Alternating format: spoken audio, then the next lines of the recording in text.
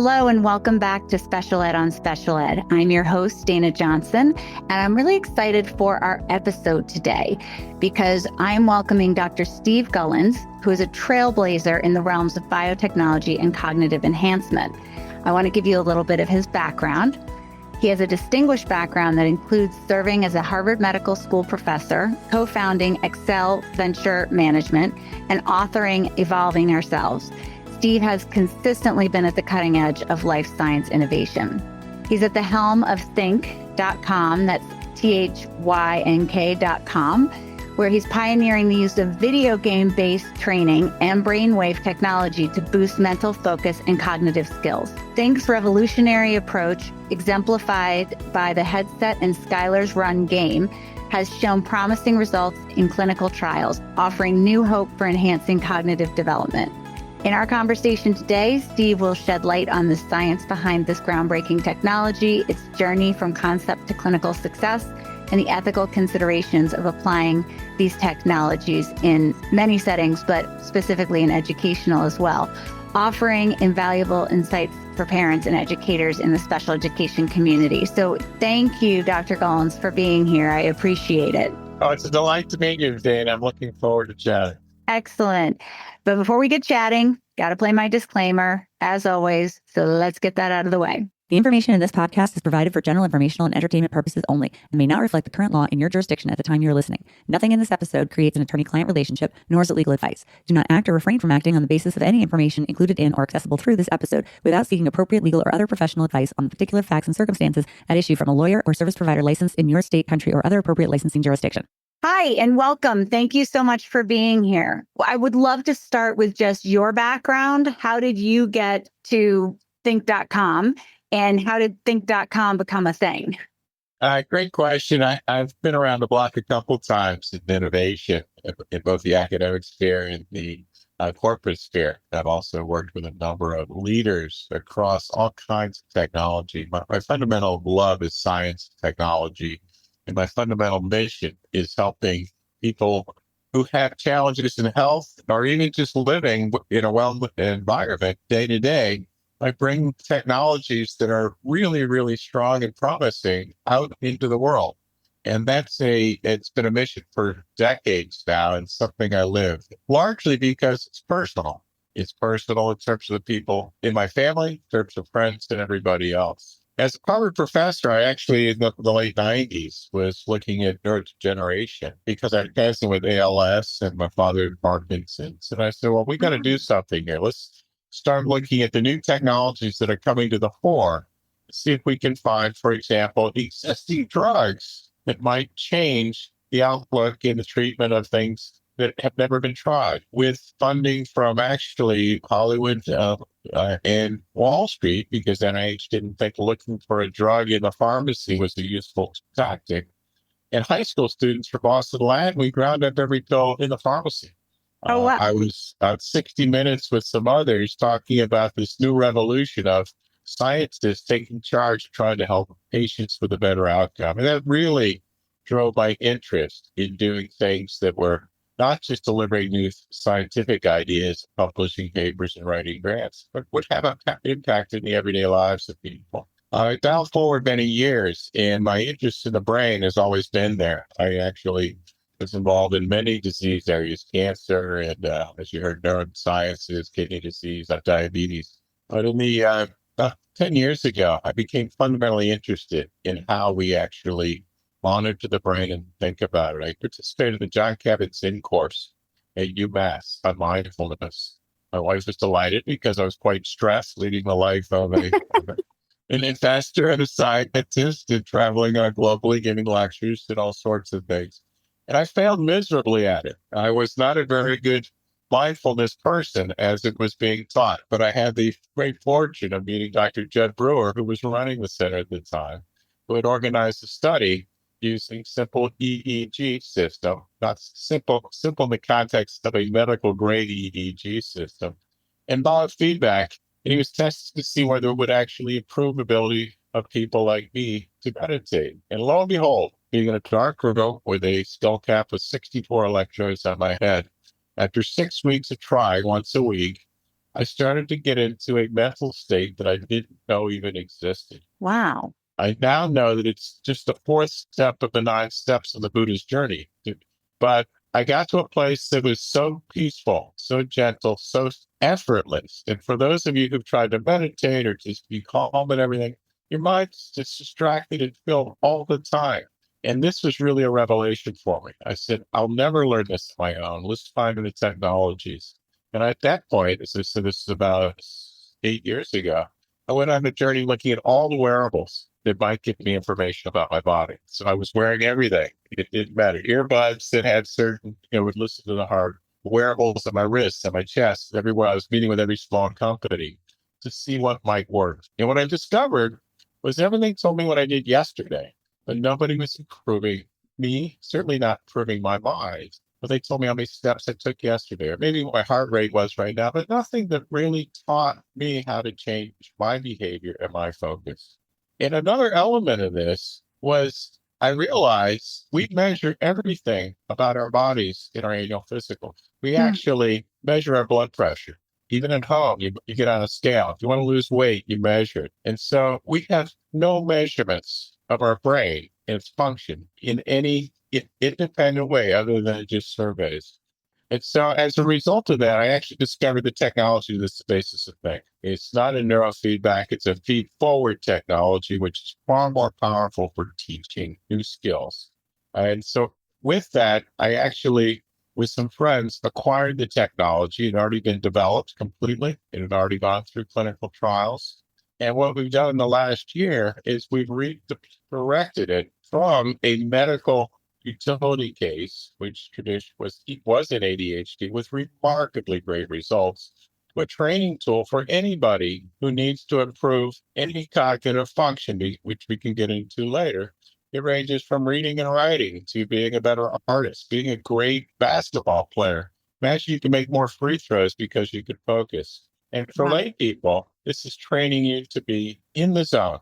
This is training you to be in flow. This mental state that you achieve with this technology is identical to the state that I felt in my meditation exercise. Wow, that's fascinating. I know one of my children did I think it's the biofeedback with the watching something, and the EEGs are the pictures of the brain and where it lights up, right? So for people who don't know what an EEG is, it's literally a picture, looks almost like a cartoon picture of your brain with different colors of different areas that are lighting up. Yeah.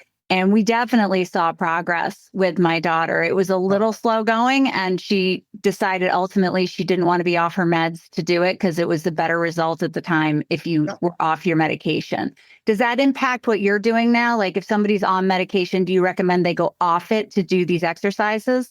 No, we're compatible with everything. When you talk to clinicians who know our technology very well, the world global leaders in ADHD, we met with them in January at their conference. They were using the headset, and to a person, they all said, go digital first because it's available tomorrow morning. Yeah. If you think there's a problem, if you want to improve in a skill, and you can always add medicines and other things to it if it's inadequate. But back to the point of the EEG, frankly, it's just a microphone that listens to your brain chatter. It's been around for 150 years. Wow. I didn't realize that. Neuroscientists know every imaginable signal. It's not just focus and attention, impulse control, but it's short-term memory signals, memories of how your vision's working, memories of hearing, memories of signals for depression. These have all been mapped in excruciating detail. And what we now have is, because of Apple and all the technology, very inexpensive components that can be put into a headset to just listen to your thoughts. It's not your thoughts. It's just your ability to focus. 100% safe. We collect no data. Right. It's not mind reading. It's not mind, and it can control the video game, just your ability to focus.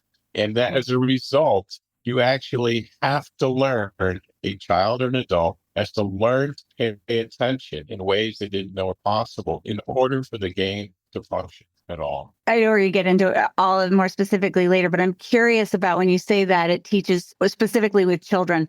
I know that a lot of children will get very frustrated when they're asked to meditate or when they're asked to focus because it's so difficult.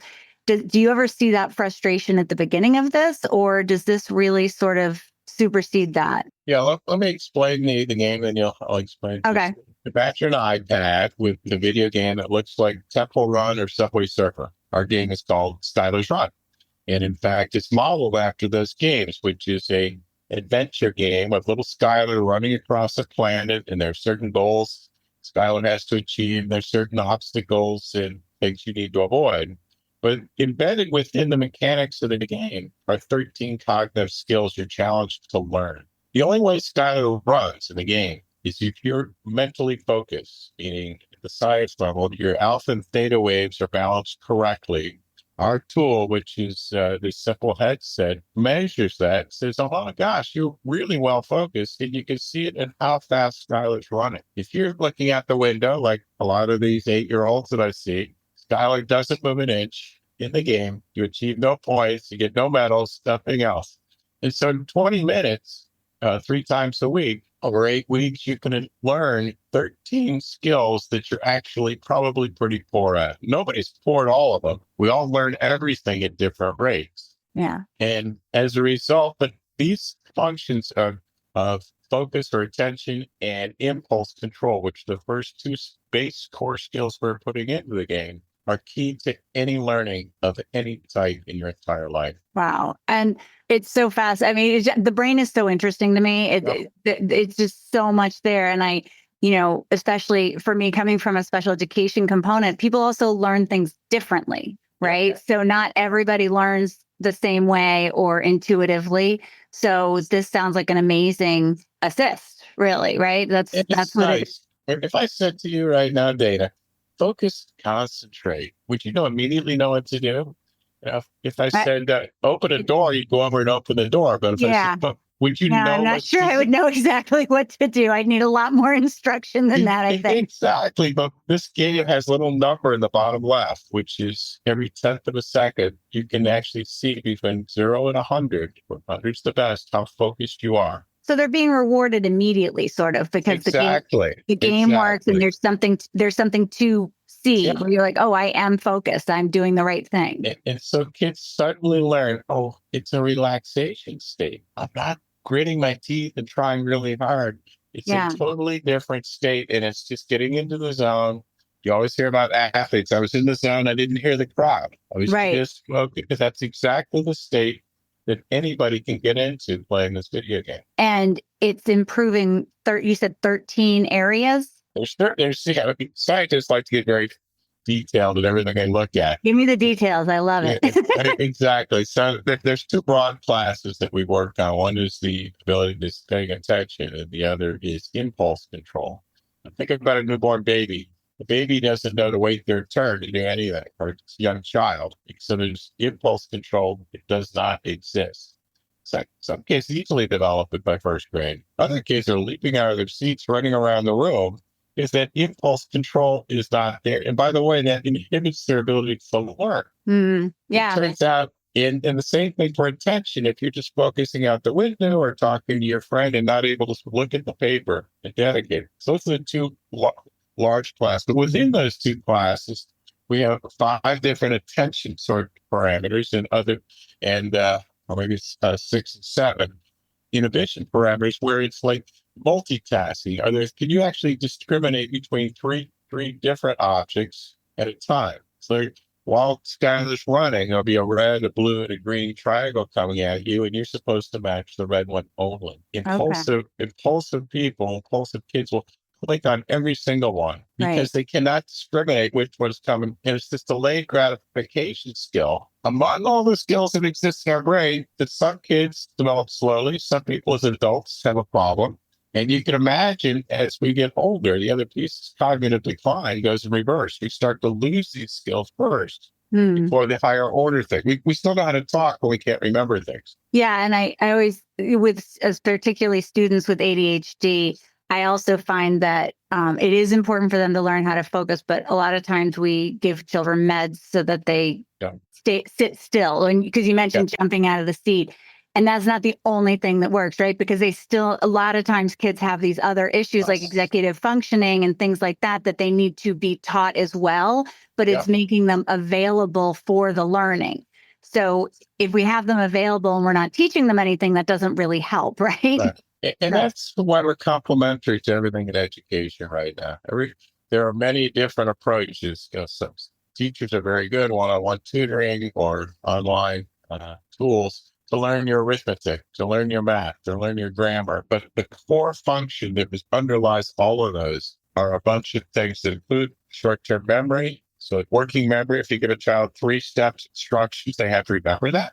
And then even some adults can't follow directions, be told where to go.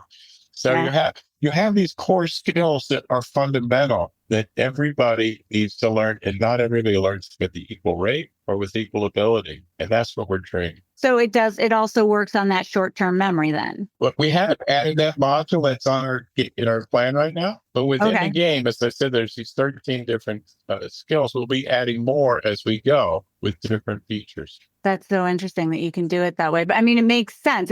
To me, it sounds almost like extra practice, right? You need to practice to get good at anything. Absolutely. And if it's a challenge, you don't necessarily have all those opportunities. And if you don't know how to do it, practicing it, there's nothing. Athletes understand it completely. They lift weights. They shoot endless amount of free throws. They do things that are for the benefit of improving, because these are core, keep your muscles going. And then as you get elderly, people now they do Wordle. They do, it's even a group thing. So we're moving toward elder care facilities where this is part of the training program. You train your body already with your yoga and everything else. Let's train your mind at the same time to retain that capacity that you already have.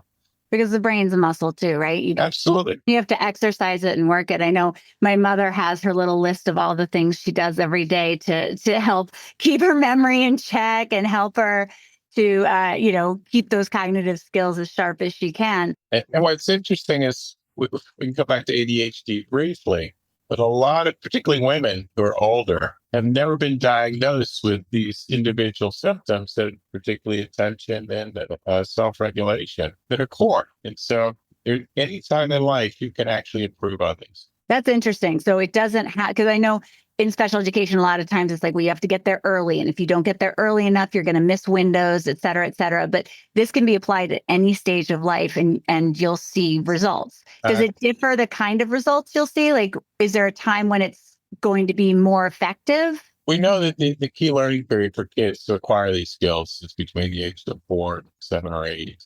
So we like to get involved then, because the problem with kids who struggle, it doesn't need to be a full-blown ADHD, ADD, ASD thing. It just could be you have trouble sitting in your seat. That's all it is. Right. Or you get distracted for whatever reason. You can't hear well. We just need to get kids to learn these core skills, because when they fall behind in reading, they fall behind in anything, they lose their self-esteem. They don't want to be at school. I see this with my grandkids and other kids as well, because they're just not keeping up through no fault of their own. They're just missing the skill that they were never able to learn. Yeah. Well, and so at any point that it can be, it's probably most useful. Absolutely. It's probably most useful during those times, because then they're more on track with their peers. Unfortunately, we don't often identify those skill deficits until older and they have less support. Although I think COVID did a huge service to us in one way, which was parents realized that kids were not independent. They weren't able to sit there and do their work independently. And I think that was a very without the cues of the classroom and the teacher paying attention and all of that. And I think that was an interesting, enlightening thing for most of us parents, was finding out no one could sit still. And as you said, that doesn't mean they have ADHD, but that not having those skills to be able to sit and focus for an extended period of time. So I have a good personal story about that. I was actually retired when COVID arrived. Wasn't planning to go back to work. And my 3 grandkids at the time, I now have 5, lived in California. And about a month later, they got on a plane and moved to Boston, where my wife and I lived, because they had no daycare, they had no preschool, they had no school. There was no one to take care of the kids while mom and dad were working. Yeah, a lot of people And have so that we got happen. they didn't have a house to live in here. So we half time over with us. So we got to see firsthand my granddaughter in first grade. And I got to say, I love the teachers. They would jump through hoops, entertaining everything possible, even teaching me PE. But at the same time, I saw this is a struggle. That is not the right medium to engage kids with because they could wander out of the room, they go to the refrigerator. It really got me back thinking. That's when I jumped off the couch and said, we got to do something. And I put things together to do this. So I've gone back to work full time on things as a result of that. So that COVID pushed you out of retirement, basically. Yeah, exactly. And we had a joyful about a year and a quarter while they were part of our 3-generation family. But now they live nearby and are fully independent. And it was a really incredible bonding experience. That's And they're wonderful. using Skylar's Run now themselves, the kids. That's wonderful. And that's neat to be able to see those missing components, right in front of you, Absolutely. being what needs to be In addressed. fact, one of the things that happens that you don't publish this kind of data. We actually are focused on real world results. You do clinical trials, there's FDA requirements about measure this, measure that, this is the gold standard. Well, we actually, when the trials were run, they actually met all the criteria that the pharmaceuticals had in terms of efficacy in treating the symptoms of ADHD. But as we look at what we're doing, we only care about the real world. What does mom care about? What does dad care about? What does the child care about?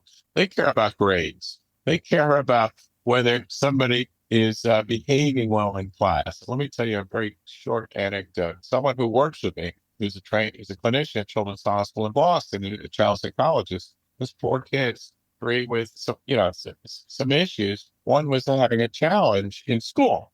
She said, and I said, well, I don't have any money yet to pay you because she's looking for a job. But we said, well, why don't you come try the headset and see what you think? She tried it with her kids. And one of the teachers wrote, said, I don't know what you did to your son. He was 6 years old. Wow. He's a different child. And as my colleague said, it's great that they can do really, really well on the Vanderbilt rating scale, which I know, but no parent does. But what I care about is that he stops throwing silverware at me at the dinner table. Right. Exactly. I mean, I love that as the measure is, and I think that goes back to, and I talk about this a lot, is that when children have these quote unquote behaviors, it's not because they're trying to be mean to you. That's not their goal. They're not able to focus on what they need to focus on. And they're trying to just fill their, meet the needs of their body to be active all the time. And I see it all the time with some of these kids. It's remarkable. I mean, they're sweet kids. They get trapped into the self-esteem issue, having to lie because they did something crazy. They don't even know why they did it. Right. Yes. So the behavior side is we have well over 100 testimonials from parents, teachers, and even clinicians saying it's remarkable to change behavior. That's incredible. How do you see this fitting in, or do you see this fitting into the educational model? Because, I mean, I don't know that it would, but how would this impact the educational model that we have today? I mean, I think our educational model is pretty antiquated. We agree on that. It's been around since the 800s. If you go back, and I've actually heard some lectures of people going through the history of it. Yeah. Well, the bells between classes were meant to get children accustomed to the sounds in factories. I know. The reason we learned trigonometry is because there was a shortage of surveyors in this country in the late 1800s. It wasn't taught before. Harvard was the first place to teach it. That was because there was no surveyors. I still haven't figured out where I'm using my trigonometry ever. So, but where we are right now is we know the traditional classroom's not going away anytime soon. We tried to shove technology into it, but it's actually fitting into the existing infrastructure, both in terms of workflow and the content. There are people trying to push that along. We view this as a supplement. This is a supplement which belongs in an after-school program, the same way that kids go to coding or they go to gymnastics or whatever. Let's do something that improves your test taker or improve your sports, your athletic sport. We have a ring of pilot right now at a Boys and Girls Club with 14 kids in the class playing the game side by side. The other 150. This is after-school academic tutoring. The only requirement to get into our program was you required tutor. That was it. And we've actually given tests to Woodcock Johnson, math and writing or reading. And our prior data in a school in New York showed that kids that were way behind in math and reading after playing Skylar's Run for 8 weeks improved 8 months in math and 6 months in reading on their score test, their test score. So we're showing that the ability to sit and focus. Yeah, how many kids go into an SAT and sit and stare blankly for the first 4 minutes? Right. Because No. their mind cannot focus. Right. And that's a challenge. It is. I think even just, sometimes coming home off the bus can be a chaotic environment, and that transition does not go smoothly. I mean, at least not in our house. I have a lot of kids. So in terms of education, the way we view it is that there are a lot of, there's been a lot of neuroscience research in all aspects of monitoring your brain passively. It's not injecting any electrical currents or doing anything crazy. It's just measuring the same way you do with blood pressure, something benign that doesn't bother you. There are so many training tools that we can apply that belong in the world. And we now have the ability to do it very inexpensively because components are cheap. AI cleans up the signal to noise in ways that were not imaginable 15 years ago. That's an enormous advance. Wow. So seeing that signal in your brain, right in the forehead, that is focus and concentration is very hard. We had a team of neuroscientists and engineers work on it for 10 years to get it absolutely right. So when you blink, you turn your head, there's no miss signal there. If you're chewing at something, it's just every tenth of a second we're getting that measurement. And that headset can identify that through listening to your brain. You can identify all of those components. People ask if we can use this as a diagnostic. We're not going that way, but but it is a good gauge of where you are and how you progress. The game adapts. First of all, the first mission measures your brain, like the fingerprint. This is where you are in these skills. And then you are adjusted to your ability, whether you're a 4-year-old or 15-year-old, no matter where you are academically. And then it adjusts dynamically in the game every tenth of a second to be just hard enough that it's interesting, but not so hard you hate it, and not too easy or you get bored. Wow.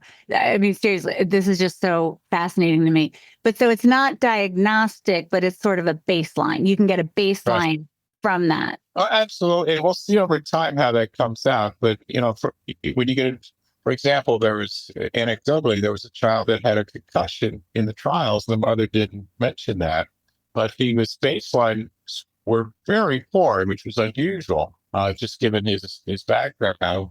And suddenly he took off. Now, we have no idea if the game was improving it or not, but we could actually see his ability to play the game was accelerating faster than we'd seen before. So that's the day he should have gone back to school. What do you do now? You have no way to know. Right. No. I mean, that's a good point because we don't know how to assess those skills necessarily or where you are with them. And I would think that would be a great tool for someone like that, for a child with a concussion. When you see that elevation, then that's when they're ready to go back to learning. And while we have no data, it's just anecdotal. Right. We know that when you come out of surgery in the old days, you'd have a baby stay in the hospital 5 days. Now you get back or a knee surgery, you're walking the next day. It's a drive-through. It's a drive-through procedure. With our brain, why not look at these technologies, see if we can actually exercise them to rebuild these circuits very clearly. So when you say that they need a tutor, do you mean, is there a specific type of tutor or? No, what we're saying is when the tutoring programs are already designed to take kids that have an academic challenge. Doesn't matter what the reason is. We know that the core skills of focus and inhibition are necessary to do well in school. So when we bring kids into a tutoring program as a group, they're already there for the very specific purpose of improving their learning. We know they will do better on standardized tests. We know that we're generating data about grades. We know that teachers say the kids are doing better after they come to the program. So in these tutoring programs, we don't care why they're there. We just know that these skills are likely to help on entry. Some kids are great at math, but still are having troubles in school. Some kids are struggling. Our game adjusts to all of those to be sure that they're in connection with the game. So you don't need to have I guess I'm thinking, does somebody have to have special skills to implement this? Oh, you can do it at home. Okay. We have Lots of people have taken it home and used it themselves, even on kids who are just neurotypical brilliant kids. And they actually show improvements in focus by the traditional methods. The only reason, and we could ship it in a box, comes right to your house, and you scan a code, and there's a little video of a little boy putting a headset on and teaching you how to do it. The only thing we see at home is these are very busy families. It's often 2 or 3 kids. The kids that share it, finding time between all the other activities. It's hard to kids stick to the program every 4 days a week. But there are plenty of people do. That's why when you get to older kids, it's fine. It's part of your homework. Go do this. And in fact, what we found in our school studies, if they did Skylar's Run before their homework, they completed it more frequently. Interesting. Because they're right in that mode and in that zone. Exactly. They're already in the zone. So it's a good, it'd be a great setup at home. You do this for 20 minutes before your homework. Yeah. And the other thing I forgot to mention is, unlike medications, the benefits are sustained for months after you stop playing the game. Oh, interesting. So you actually in the trials, kids were given the exact same gold standard test, 1 month, 2 months, out to 5 months, and they saw benefits. Generally, they were about equivalent, although it does wane over time. We have people who go back because we'll be coming out with more games, follow-up games. And in fact, the idea is you build sequels that say, you were really good at cognitive skills 1 to 6, but 7, 8, and 9, you were pretty poor at. You're now going into Skylar's Run 2, where that is the purpose of those. So when children get into that zone, when they improve in all those skills, if they just stop doing it completely, eventually it will become difficult again. We believe that's true. What we don't have data on is people who are just normal, everyday kids. The question that's what I was going to ask, was for children who don't have those. Yeah, our suspicion is if you already have these skills, you're just improving them. Mm-hmm. Maybe you'll just already, it's like being a basketball player, learning one new move. But if you've never played before, you need to practice regularly to keep it going. But it's in the idea of the simple headset should become ubiquitous. And as a result, every game for every skill you want to learn across life, pop the headset on, you know how to use it, and let's just do a gamification. It's a very powerful way to engage. So how do you measure it for children who, say, don't have ADHD, right? So you're looking at real world outcomes. How do you measure that? So right now, a couple of things. We do adopt some ADHD rating scales just because the clinical world does watch this. They do pay attention. If we could say, all these kids who are in the tutoring program, we have no idea if any are even diagnosed with ADHD. We have no idea whatsoever. But they come in the survey done by the teacher, it's a questionnaire by the parents and by the tutor. The tutoring site gives us an entry, and after 8 weeks, their exit value. We then see the metrics during the game and how they did. On top of that, we give a Woodcock-Jonson test, which is this academic test, been around for a long time, to see how fast. It's a time, math, and reading test. See how the kids do before and after. Our experience is everybody improves, almost 83% show significant improvement of the people that use That's a lot. It's a lot. Absolutely. But we're going to be moving into a more real world thing, opportunity. For example, we're talking with an e-learning company that has 450,000 kids on their platform. They're measuring in their e-learning arithmetic game their ability. We're going to be able to see while they're playing the game on the same iPad, they'll do Skylar's Run, and we'll go to that one, and we'll see, oh my gosh, the rate at which they're accelerating is uncharacteristic. We're seeing improvements. Or this child's struggling. Let's slow down the game and adapt for that based on how they're playing, Homer or something else.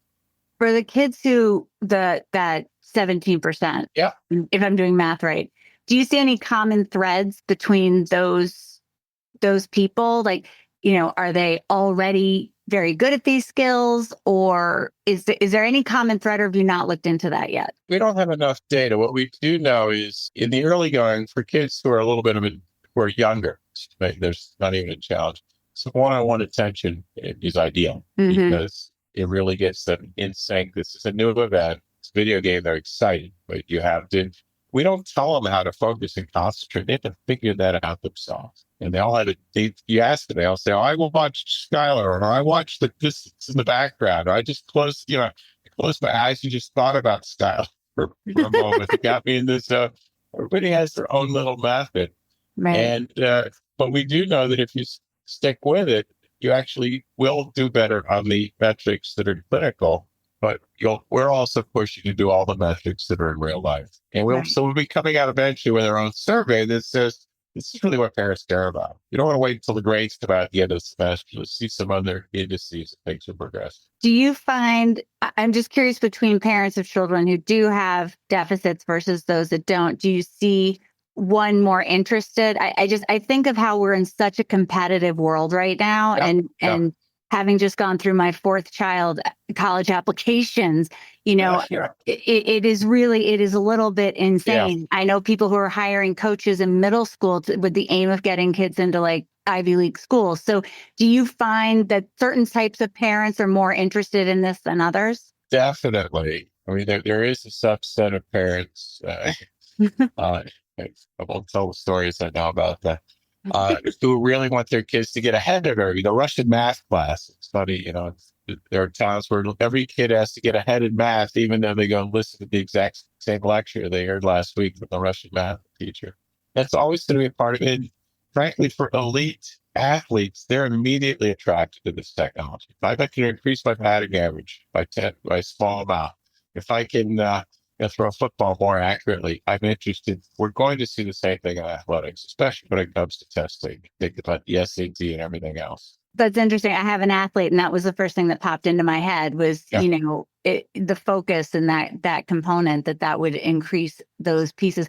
And I think when we think about attention, for the most part, we think about kids misbehaving in schoolwork, right? We don't think about athletics or other hobbies or interests that children might have, because your attention would impact anything. Right. So And in the summer, we hire college students to be interns. It's just part of my makeup. I always like the energy, and it was great this summer because it's the Passover, because they do GPT, they know how to edit videos, all the things that we were hoping to get to, they were suddenly delivering. One young man, I was a junior and an engineer, was helping us debug the program to make it more user friendly for kids, parents. And he came and I said, I empower everybody who works. You come in and tell me something I don't know every week, because we're not the authorities. You're not just here to listen. He came in on a Friday morning. He said, I've been playing the game all day, every day to help debug it.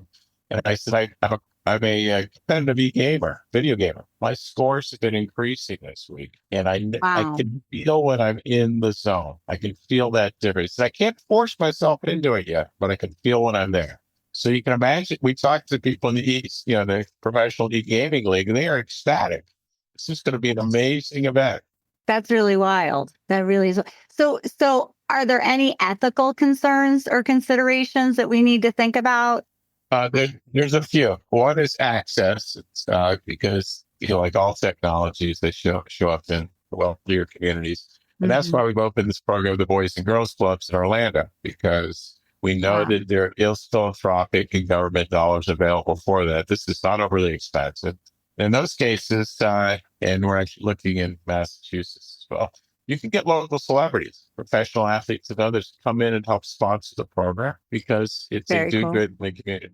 So that's one ethical thing. And we struggled a lot with that, but we know that once we prove that it works in that setting, both in terms of a workflow, a group support team in this case, it'll actually work very well. The other ethical worries are privacy and about your data and safety. There is zero safety concern in the eyes of every engineer and every clinician who's ever been in the space of EEG. It's a passive microphone, no different than putting a microphone next to you. It's actually more passive than the phone that people put in their pocket, which is emitting signals all the time, or the earbuds in your ear, which are emitting signals. This is just a microphone listening to what's going on in your brain. There's no way to read your mind. It's just a very single, it's like a monotone. Imagine a monotone that just goes up a little bit in frequency here and there. And we don't collect any data. It just is transmitted wirelessly to the iPad to inform it how Skylar should run. The only data we get, which is captured in a parent or a report, just is the data about how you did in the game, which is no different than playing any other video game where they collect data and put it on the competitive board. But we're Right. giving you a score around the 13 skills so you can see the end of every episode what you did. Another key component is there are other video games. There are other things out there that can do this. None of them have an EEG that works like this. And the real measure is what's the real world transfer? If I play a video game like Mario Kart, I am not going to become a better driver ever. That's a perfect example of a video game that's entertaining but doesn't teach a new skill. Every single mission we have, first 2/3 is teaching the skill. The last third is testing in a different environment, whether you learned that skill. And if you didn't, you repeat that mission at least up to 2 more times. So, and on top of that, we have the real world experience of academic performance, behavior, and everything else. It says, outside of playing this game, you've learned something that changes you. Interesting. Yeah, no, there are so many things that we do that don't teach us anything. Especially The gaming community is excited by this because this can be implemented within the context of existing games. Yeah. Well, that's what I was going to ask. Like, what is the next step? Where is this going to go? Where do you see something like Think evolving? So there's going to be a few directions. One is going to be, in the education world, it's going to just be one of the core things you learn, like your ABCs or whatever. Let's learn how to focus and pay attention. And then we're going to have some more modules like working memory and things like that. It's just one of the modules you do. And as education modifies, it'll be more and more personal. It's less of a group. So it fits, even though you think you can play in a group. Outside of education, it's really going to be about improving performance. For those who have a declining problem, like the elderly or someone who's had an accident or something, or somebody who just wants to improve on a new skill, I believe that there will be other, because, as I said, the neuroscience community has spent decades working on this. We know those signals. We now have the gamification tools, which is another researcher, which specific element of our game teaches X, Y, or Z. Those have come together.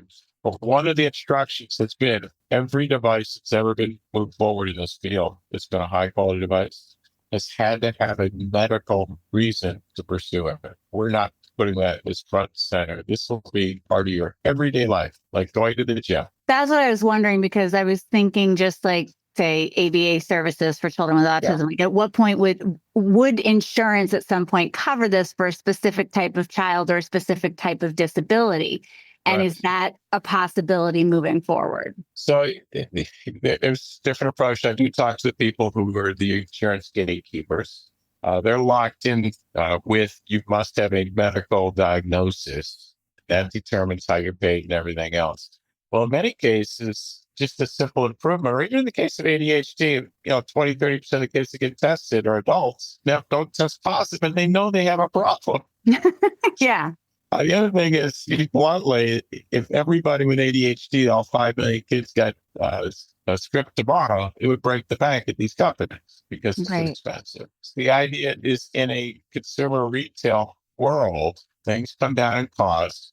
We can now begin to think about it in the benefits package at work, along with going to the gym and all of those things. There's a copay or a supplement. Right. And in fact, there are studies of people in Silicon Valley, won't name the companies, but where the coders will work 40, 50-hour weeks, but their best time is the 8 hours when they're in the zone. They don't really get it. So if we can go to a payment system where you get paid for the time you're in the zone, right, where you're actually productive, doing something real. Increasing productivity. Oh my gosh. Yeah. I mean, there is something about it that feels a little movie-ish, like. Absolutely.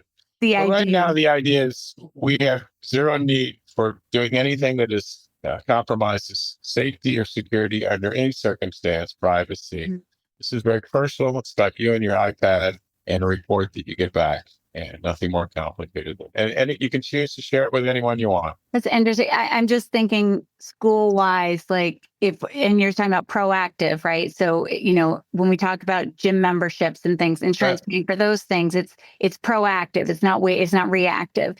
And I would be fascinated to see, I don't know what the ethical issues would be with the school having this and saying, my classroom is going to, I'm going to assign those. How often does somebody use it and for how long? 3 or 4 days a week for 20 to 30 minutes. And Yeah. the first three times, it depends on the age, but for younger students, first 3 times, mom or the teacher, someone has to help get it on, set it up. But after that, boom, put it on play. Yeah. I'm wondering under what conditions someone will be able to say, look, I'm going to purchase this for my classroom and I want all the kids to do it. Like, are they allowed to do that? And I don't know the answer to that. I mean, obviously you'd need permission from parents, but as far as the school district, I don't know how that would play, but I couldn't imagine not wanting that. I can tell you, the education challenge right now, the gap, 1 to 2 years, it's national. In this country, it's actually global, because we hear from others. When we started talking with the Boys and Girls Club, we're running an 8-week pilot with them just to show what works in their location, not that whether the technology is used, it actually delivers, but how you use it here with your population. The superintendent of schools of Osceola County in Florida, where they have a little different perspective on things like this, said, I want it in 3 schools immediately. So we're starting in 3 after-school programs, after school. Wow. There. And he said, if this works, we're going to push it very quickly. And my business model says 0 revenue for public schools for the foreseeable future. Wow. But again, if it's an after-school program, parents love it. You drop your child off. Sure. It's part of, and when I was in the Boys and Girls Club, I said, who likes to play basketball? It's going to teach you to be a better free throw shooter. They were all in, right? Exactly. That's what I'm picturing with my athlete.